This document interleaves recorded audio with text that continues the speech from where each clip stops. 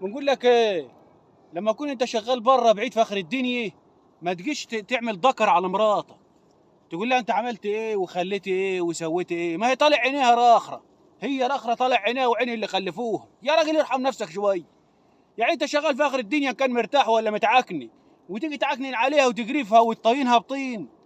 يا راجل عيب منك الكلام دي. لما تبقى جاي ما تعكننش عليها وتقرفها وتقول لها انت عملت ايه وخليت ايه وجندلت ايه. ما وراه عيال ووراه جندلي. يا اخي ارحم نفسك يا اخي، ما تبقاش وحش معاها كده. هو انت هتتغير امتى؟